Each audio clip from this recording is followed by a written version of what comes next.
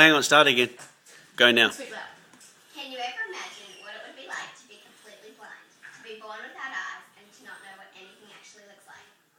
Today I will be speaking about a boy who is blind, a friend who is completely blind, but despite his disabilities, he is someone I admire, and he's positive and has helped me to see things so differently.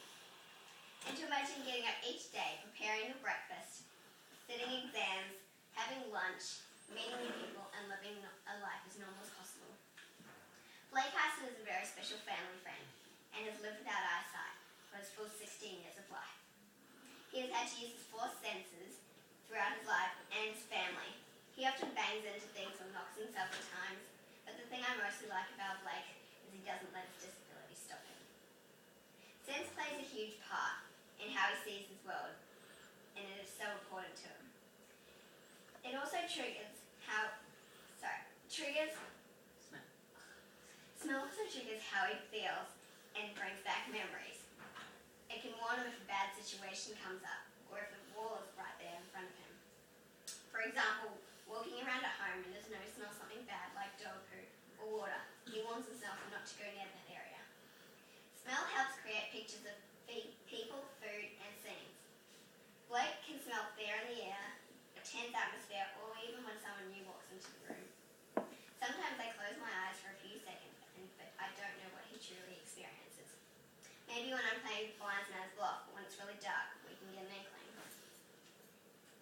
Imagine how hard it would be to find your way around at school, or even at home. Scientists say you form an opinion or judge someone in the first blink of an eye before they've even spoken a word.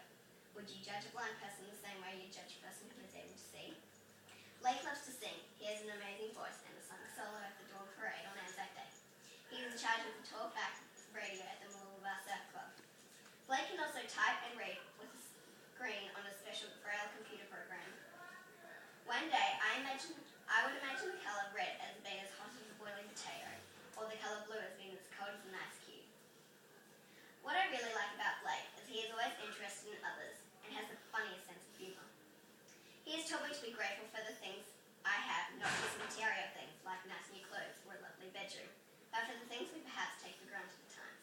Things like seeing waves on the beach, or watching the sun rise, or seeing a movie on a huge screen with friends.